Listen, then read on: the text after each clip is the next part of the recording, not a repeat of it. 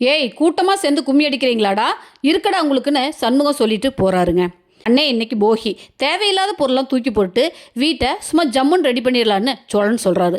அதை கேட்ட நிலா அதெல்லாம் ஓகே தாங்க, நாளைக்கு பொங்கலுக்கு என்ன பண்ணலான்னு சொல்லுங்கன்னு கேட்குறாங்க. இது வரைக்கும் பெருசாக ஒன்றும் பொங்கல் கொண்டாடினது இல்லைப்பா. இந்த வருஷம் வீடும் நமக்கு சொந்தமாயிடுச்சு. வீடை க்ளீன் பண்ணி வாசலில் பெரிய கோலம் போட்டு சூப்பராக பொங்கல் வச்சு ஜாலியாக கொண்டாடலாம். என்ன சொல்கிறீங்க அப்படின்னு நிலா கேட்க, நீங்கள் சொன்னால் சரிங்க, அப்படியே செய்வோம். ஏங்க நாம் 2 பேரும் போய் பொங்கலுக்கு தேவையான பொருள்லாம் வாங்கிட்டு வந்துடலாமா அப்படின்னு சோழன் கேட்க, நிலாவும் ஓகே சொல்ல 2 பேரும் பொங்கல் சாமான் வாங்க கடைவீதிக்கு போகிறாங்க.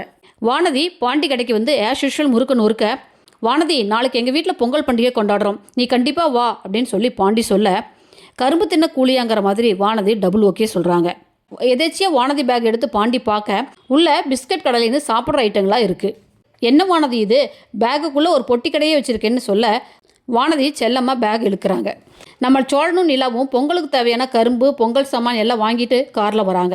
கட்டி வச்சிருந்த கரும்பு சோழன் மேலே விழ, பெபே என்ன கரும்பா, சே நான் கூட யாராச்சும் பின்னாடி இருக்காங்களோன்னு நினச்சேங்க. பின்னாடி இருக்காங்கன்னு நினச்சிங்களா? ஆமாம், 2 பேர் பின்னால் உட்காந்துருக்கு.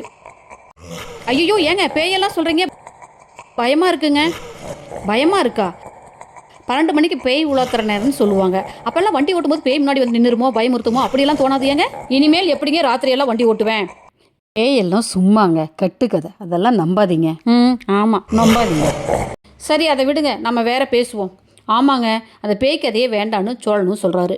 நிலா அவங்க அப்பா அம்மா வீட்டில் பொங்கல் கொண்டாடினதை பற்றி நெகிழ்ச்சியோடு சொல்லிட்டு வர, ஏங்க நீங்கள் இப்போ சொல்லுங்கள், வண்டி அப்படியே திருவண்ணாமலைக்கு விட்டுறேன்.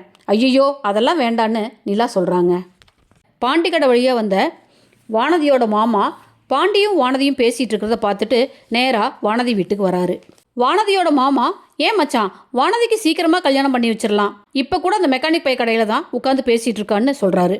மாணிக்கம், நாங்களும் எவ்வளவோ முறை சொல்லி பார்த்துட்டோம், எங்கள் பேச்சை ஒரு பைசா கூட மதிக்க மாட்டேங்கிறா. அன்னைக்கு அந்த பையனோட பெங்களூர் வரைக்கும் போயிருக்கிறா, ஆனால் எங்ககிட்ட ஒரு வார்த்தை கூட சொல்லலை. அவள் திரும்பி வரக்கு லேட் ஆகி போயிடுச்சு. நாங்கள் அவளை காணோம்னு பதவி போயிருக்க, அந்த பையன் பொறுப்பாக அவளை கொண்டு வந்து விட்டுட்டு மன்னிப்பும் கேட்டுட்டு போனாம்ப்பா. நீங்கள் சொல்கிறத பார்த்தா அந்த பையன் பொறுப்பானவனாக தான் இருப்பான் போல இருக்கு. ஆமாம்ப்பா, இப்போ கடையும் லீஸுக்கு எடுத்து சொந்தமாக இவனே பார்த்துக்கிறான். பேசாமல் அவனையே வானதி கட்டி வச்சுட்டா என்ன அப்படின்னு வானதி மாமா கேட்க, வானதியோட அண்ணன் வசந்த் ஆகாயத்துக்கும் பூமிக்கும் குதிக்கிறான். வானதியோட அப்பாவும் அம்மாவும் அவனை அடக்கிறாங்க. எனக்கும் அதுதான் சரின்னு படுதுன்னு மாணிக்கமும் சொல்கிறாருங்க. ஓகே ஃப்ரெண்ட்ஸ், தேங்க்ஸ் ஃபார் வாட்சிங். என் சேனலை லைக் பண்ணுங்கள், ஷேர் பண்ணுங்கள், சப்ஸ்கிரைப் பண்ணுங்கள். தேங்க்யூ.